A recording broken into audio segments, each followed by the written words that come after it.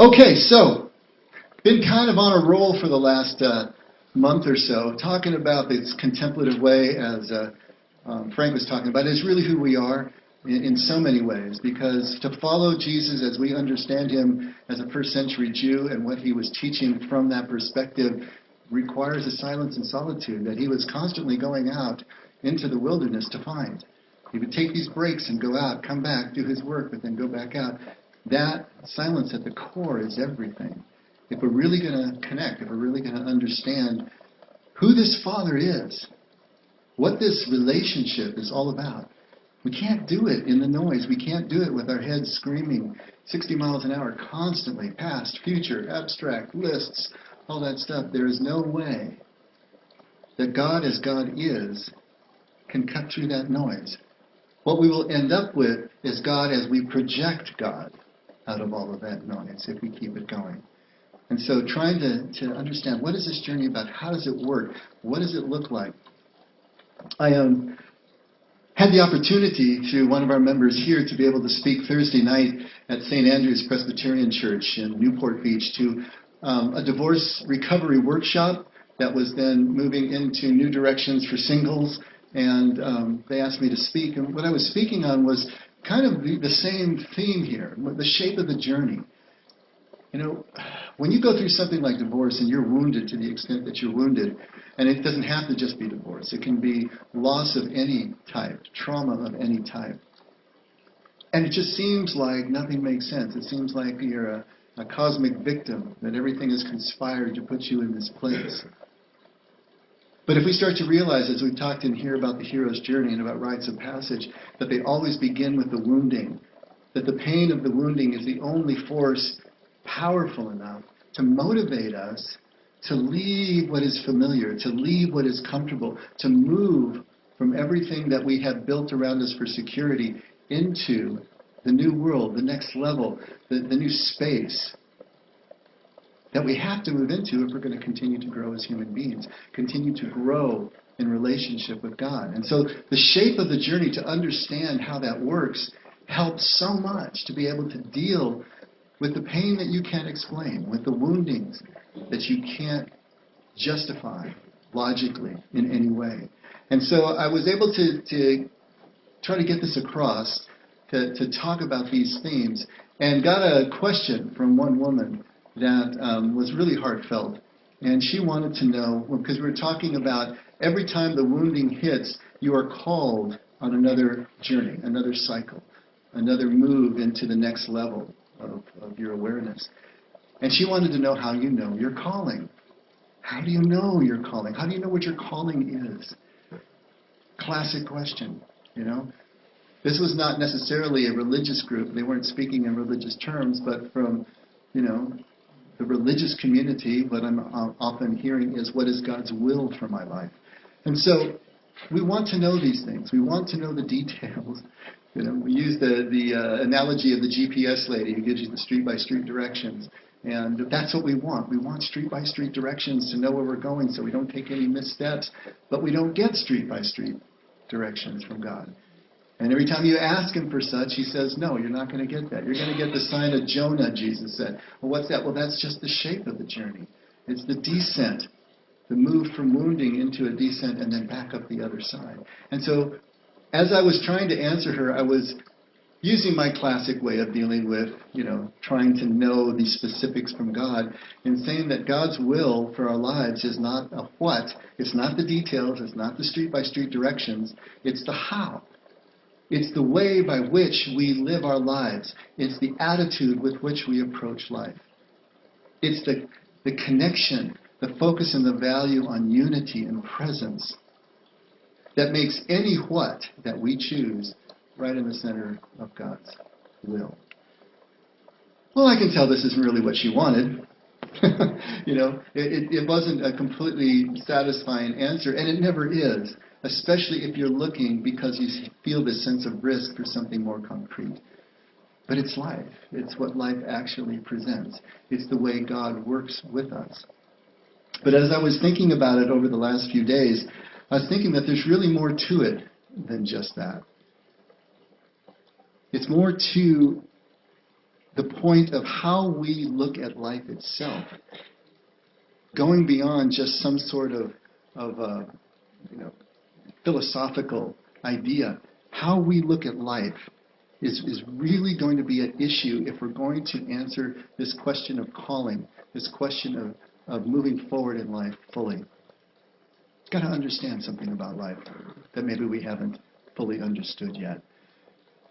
Have you ever heard the saying that play is the work of the child? Have you ever heard that one before? Play is the work of the child. Actually, it was Maria Montessori who said that. So you know her from all her Montessori. Play is the work of the child. And there's a little article that I found that I wanted to read you a bit of. Just listen to this and we'll make sense of it. Play is the work of the child. Play activities are essential to healthy development for children and adolescents. Research shows that 75% of brain development occurs after birth. The activities engaged in by children both stimulate and influence the pattern of the connections made between the nerve cells. This process influences the development of fine and gross motor skills, language, socialization, personal awareness, emotional well-being, creativity, problem solving, and learning ability. The most important role that play can have is to help children be active, make choices and practice actions to mastery. They should have experience with a wide variety of content, art, music, language, science, math, social relations, because each is important for the development of a complex and integrated brain. Play that links sensory, motor, cognitive, and social emotional experiences provide an ideal setting for brain development. If play is the work of the child, toys are the tools. I love that. Through toys, children learn about their world, themselves, and others. Toys teach children to figure out how things work, especially if they're always pulling them apart, right? Like our kids did. Toys teach kids how to pick up new ideas, build muscle control and strength, use their imagination, solve problems, and learn to cooperate with others. So play and the toys are doing all of that. Do you think the child has any idea what's going on while they're playing with their toys? Of course not. They're just playing. But as they play, as they immerse themselves in the play, stuff is happening in the background. All this is going on simply as they engage in the play that they love to do anyway. When I joined out of high school, for those of you who don't know, I joined a monastery, a religious order. And I went to the House of Formation outside of Chicago. And the first thing they did when we all arrived was they gave us all the rules. All the rules. I hated these rules. I was kind of a rebel back then anyway, but the rules to me seemed so arbitrary and so silly that I thought it was my absolute duty to break them, or at least bend them, you know. One of the rules was that we had to wear shoes and socks inside the hall at all times. Well, I had spent most of my life barefoot to that point, whenever I could. Even today, as soon as I hit the door, my shoes are off. But yeah, I would push that one. I couldn't see why in the world that had to be so. We had a lights out time. We had a no napping in the afternoon rule. We had chores that we had to do at regular intervals. We had specific TV time, only from this time to this time on certain nights a week. And then we all sat in there together and didn't get to choose the station. The station was chosen for us. And so we didn't get to choose these things. And it was just a set of rules after rules after rules, all these things that we had to do. There was chapel, of course, every morning, first thing at 7 o'clock. We said the office 3 times a day. And so, and in addition to all our studies and everything else that we did. And so there was this very kind of strict disciplinary thing that I was constantly pushing on and trying to get away with because I didn't understand why in the world I needed to do all that. Now I can look back and I realize that house contained monks or postulants from the age of 17 to 70 plus. And anyone who actually made it through the training program and went into one of the houses, it was a teaching order, they would have been living with monks from all across the social spectrum, all across the age spectrum, from all different places in the world. How in the world can you live with such a diverse group if you haven't established a certain baseline of rules that make everyone comfortable? Maybe not everyone happy, but everyone comfortable. The rules were there to teach me, all of us, how to live in community with this diverse group of men. I didn't realize it at the time. I was bucking against it. I wasn't getting the message until later on. But that's what the rules were for. To me, they were just restrictions and arbitrary at that. But in the background, once I finally started to follow them, they were giving me all sorts of things that I couldn't have gotten any other way. You remember the Karate Kid, wax on, wax off? We've talked about that in here before. Kid wants to learn to fight. He wants to know karate. And he goes to the master, and the master tells him to wax his cars. But do it this way. Wax on, wax off. When he's done with waxing the cars, it's sand the floor. But do it this way. And when he's done with that, it's paint the fence. But do it this way. Now the kid eventually is angry because he's just doing all this work for free and he's not getting any training. And they have this big blowout where he finally starts to realize that every one of those movements was something that he was going to need either on defense or offense in his training. Why didn't the master tell him what was going on? Why did he have him go through all this work, going to the place where he was actually angry and feeling, manipulated and put upon? Why didn't he tell him what was going on? Because if he knew that he was practicing a karate move, he would have brought everything that he thought he knew about karate into the frame, and it would have messed everything up. If there's a theme growing between these examples I'm giving you, it's that what John Lennon said, right? It's right there. Life is what happens when we're busy making other plans. I love that. Life is what happens when we're busy making other plans. Our life is like the children's play. What play is to the child, our work is to us. What the toys are to the child, our tools are to us. When we just immerse ourselves in life, when we immerse ourselves in the rules of the group, we're learning something that is so key and so important that we need to know if we're going to be able to take this journey the way it's supposed to be taken. We look at the toys and we look at the play of the child and we dismiss them as being intrinsically, essentially meaningless.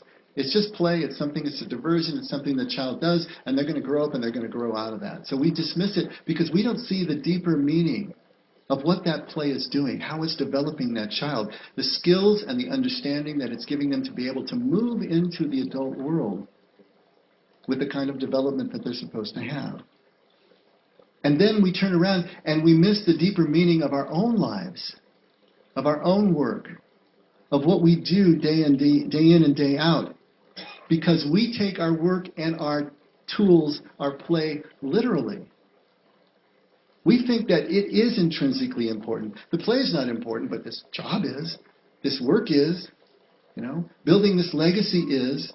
That has some intrinsic importance, some value in and of itself. Rather than realizing it means exactly the same thing to the cosmos as the play and the toys of the child. Everything that we do is absolutely meaningless on one level and absolutely meaningful and purposeful at the deeper level. Because everything we do, if we are really immersed in it, if we're really going after it, even though the task itself is not the point, what we are learning underneath it is everything. It's everything that we're trying to do. As we live, as we die, as we work, as we play, as we marry, as we divorce, as we succeed, as we fail, as we love or hate, what is it that we're really doing? What is it that we're really learning? Underneath all of those things, what's really going on? Take a look at what Jesus says at Luke 17. We've quoted this often in here, I know. The kingdom of God comes not with observation. Neither shall they say, look here or look there. For behold, the kingdom of God is within you, among you. in the midst. And we've talked about this over again and over again, that we mistake the search for kingdom, we mistake the spiritual search and journey for an exterior search. That there's something out there that we have to acquire and bring in. And Jesus is saying, no, it's just the opposite. It's an interior journey. That what you seek is already within. It's already inside you. It just needs to be uncovered. We've talked about so many times that the spiritual journey is so much more about subtraction than addition. It's about flushing and then filling. It's about emptying and then fulfilling. All these things are at issue here. But I think there's even a deeper level to what Jesus is trying to get across to us here. Because in saying that the kingdom is not out there, but it's within, he's basically saying that the search for kingdom is really, truly, at root, most deeply, it's a search for ourselves. It's a search for our own identity, who we really are, so that we can know what we're all about. So we can know what our calling is, or we can choose our calling. We can know what meaning and purpose is in our lives, because we know who we are. Until we know that, how in the world can life have any meaning, purpose, or fulfillment? So many of us are fixated in what we think is our identity, on our roles that we play and the accomplishments that we have done and the attributes that we show. And yet anything that can be taken from us is not who we really are. And at death, all of that will be taken from us. That's why we fear death so much. So what is this real self? That this way of Jesus, he says the only way to Father, is really going to be able to realize for us in our lives. Here's the thing. We can't approach this search directly. And this happens over and over again with so much of life. The really important things in life, the truly profound things in life, can't be approached directly. Who we are isn't what we can approach directly, because as soon as we think about our identity, as soon as we say it out loud, put a word to it, we've already lost it. It's already been changed. It's already something named that eventually is going to be taken from us. Why do you think that Jesus said, if you want to find your life, you have to lose it? And anyone who's willing to lose their lives for my sake is going to find it. The more that we go after our identity, go after meaning and purpose and fulfillment, the more it just evaporates before us. The more we feel more and more unfulfilled, discontent. We feel that sense of meaninglessness in life because we're just skimming along the surface and we're not going down deeply to where Jesus is trying to really take us. Our identity, who we really are, the fruit of this journey, this way of Jesus to kingdom and to Father, can only be found as we lose ourselves, immerse ourselves in the play of life. We don't go after it trying to figure it out. We just lose ourselves in what we're doing. We start to realize that the things that we're working so hard for don't have any intrinsic value. But the process of moving through to get them, to work for them, to strive for excellence and do all the things that we do in our lives is teaching us all these things underneath, bringing us more and more connection as we go. Our identity, who we are, can only be found as we lose or immerse ourselves in the play of life. To be fully connected, to be fully present to our moments, to our work, to what we do, is the only purpose or meaning that we're ever going to get in life. It's not about those details. It's not about the whats. It's the sense, the reality of the connection that makes everything come alive. And it comes from the sides. It's a byproduct of living this life the way Jesus has prescribed it for us. That all this stuff comes from the sides where we never saw it coming. We're focused out here, but all this stuff is coming in from the sides as we just continue to show up, to be faithful, to work on these things. It works so differently than we think it's supposed to work. We read this psalm a couple of weeks ago, but I want to read it again. Psalms 139, verse 7. Where can I go from your spirit? Or where can I flee from your presence? If I ascend to heaven, you are there. If I make my bed in Sheol, behold, you are there. If I take the wings of the dawn, if I dwell in the remotest part of the sea, even there, your hand will lead me, and your right hand will lay hold of me. When we have experienced this kind of connection, this kind of presence, this kind of knowing the nature of our Father, when this becomes true for us and we can articulate it in some way to this level of conviction, then we have begun to learn indirectly that our identity can only be realized in relation to everything else. Only in relation to everything else. That includes God's Spirit. It includes each one of us. It includes all of creation. It includes our jobs. It includes everything, our families, our homes, and everything that we experience in this life. Our identity does not exist alone. It doesn't exist separately. It can't do that. It's meaningless if we take our identity out and try to hold it. It's only in the living of connection that we realize who we really are. Truthfully, we remember who we really are. We knew. We experienced it as children. We lost it. We're trying to remember. You want to try to understand the Trinity most profoundly?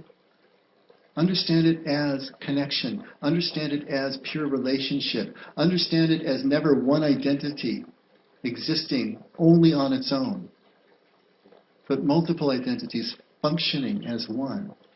Has to be. We don't exist apart from everything that God is, everything that God has done, everything that God has created. Why did Jesus say over and over and over again, I and the Father are one?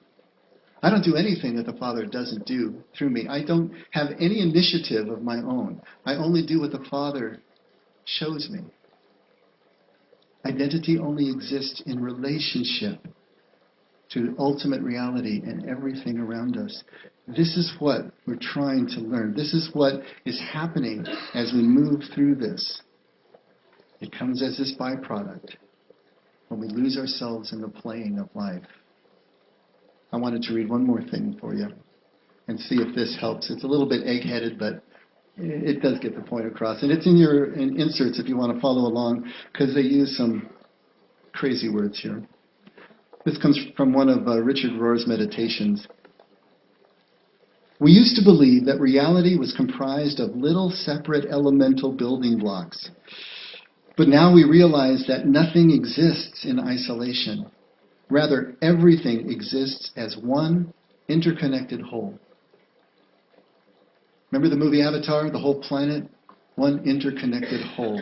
Every being on it was connected. That's really true at the spiritual level. Quantum physics is based on the primacy of energy and the interconnectedness of all that exists. Being is intrinsically relational and exists as unbroken wholeness. Each part is connected with every other part. We are fundamentally wholes within wholes. W-H-O-L-E-S, for those of you who aren't following along. The notion that all these fragments exist separately is evidently an illusion, and this illusion cannot do other than lead to endless conflict and confusion.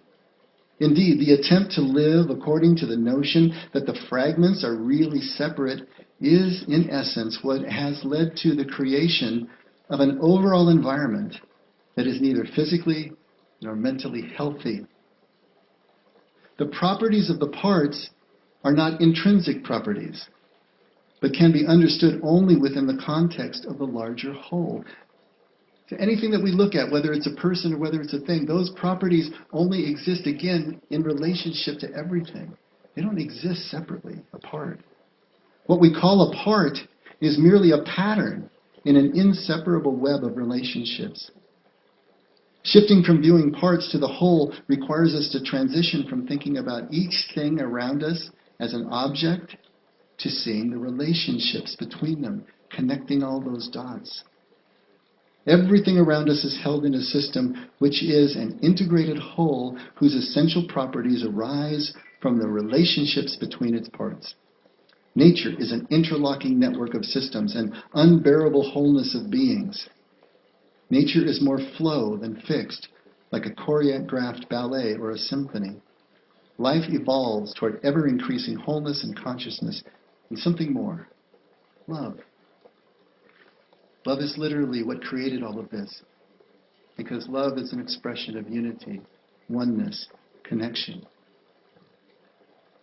You see, each wounding of life that we endure, each loss that we endure, every time the ground shifts out from underneath us and we can't recognize the landscape anymore, and the world that we knew and the world that we were comfortable with, even complacent with, is now gone, what do? I mean, come on, everyone in here has experienced that, right? If you've been through a divorce, you've experienced that. If you had to go into rehab and treatment, you experienced that. If you had a breakup with a boyfriend or a girlfriend, you experienced that. If you lost a job, if you got a job. If you marry someone from Ireland and you're going to live in Ireland. Hero's journey, right? Every time we experience one of these things that changes fundamentally the world that we know, is a call to immerse ourselves again into the new world. It's a call to erase the edges that we've drawn around our imagined identity. We do that. And even after we go through one of these unsettling periods, as soon as we get comfortable again, what do? We redraw all those lines. We redraw the edges around identity. We think we know who we are out there someplace by our roles and our accomplishments and our attributes again. And so, guess what happens? Here comes another hurt, another wounding, another ground-shifting change that forces us, if we're willing, we have to answer the call, to erase those edges again. And it has to happen over and over. Because every time we get comfortable, we forget who we really are. Until we move back into that doorway, into that liminal space that takes us someplace else. You do a few circuits of these, with awareness, with presence, understanding what it is you're doing. Then you're going to learn to see that the challenges of life are not traumas or victimization. They're actually opportunities to remember more and more who we really are. This is life. This is the way it works. We just answer the call. We just show up. And when the ground changes underneath us, we maybe take a few moments to pout over it, we're human, right? But then we move through that and realize this is the next opportunity to find out more of who we really are.